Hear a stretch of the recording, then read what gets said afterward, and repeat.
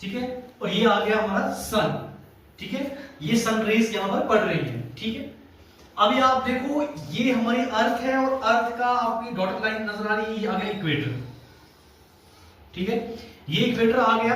ठीक है, yes sir. तो देखो यहां पर आप सन की पूरी की जो ये डायरेक्शंस पड़ रही है, सन की जो रेज यहां पर पड़ रही है इस वाले एरिया पे, कौन से लैटिट्यूड का बिल्कुल सेंट्रल वाला पॉइंट है, और सन रेज क्या पड़ रही है यहां पर, बिल्कुल डायरेक्ट पड़ रही है ना। Yes, तो sir. आप देख रहे हो सन रेज बिल्कुल डायरेक्ट पड़ रही है। अगर डायरेक्ट पड़ रही है सन रेज, इसका मतलब क्या है कि ये जो इक्वेटर वाला एरिया आपको नजर आ रहा है, या इक्वेटर के आसपास वाला जो एरिया नजर आ रहा है आपको, बिल्कुल जो लाइट ग्रीन में, यहां पर maximum amount of heat and sunlight जो है वो रिसीव की जा रही है इस वाले एरिया में।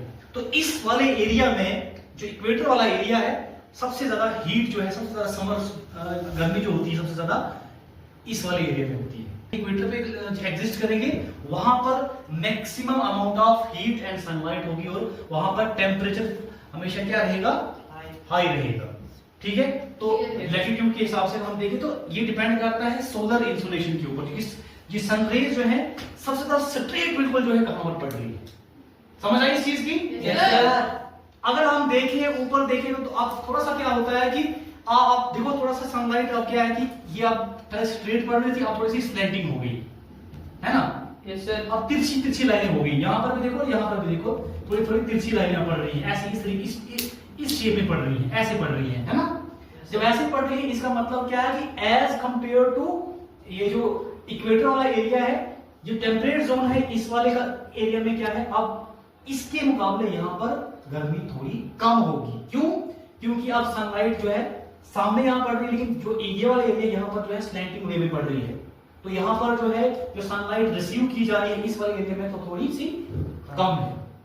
गर्मी नो डाउट यहां पे ज्यादा होगी, बट इस एरिया के मुकाबले यहां पर पोल्स है, ऊपर जो पोल है नॉर्थ पोल और साउथ पोल, जिसको हम जो है फ्रिजिड जोन बोलते हैं, इस एरिया पे क्या हो रहा है कि इस एरिया पे जो अमाउंट ऑफ सनलाइट है, यहाँ जो सनरेज पड़ रही है बहुत कम पड़ रही है। तो इस एरिया में क्या है, यहाँ और यहाँ पर क्या है, आपको क्या दिख रहा है, यहाँ पर क्या है कि सनलाइट कम पहुंच रही है, गर्मी कम पहुंच रही है, तो यहाँ पर एटमॉस्फेयर कैसा होगा, ठंडा होगा।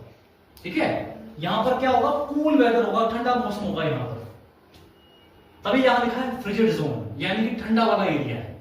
यहां पर मैक्सिमम अमाउंट ऑफ हीट होगी, यहां पर उससे थोड़ी कम होगी, और यहां पर क्या होगा, ठंडा होगा।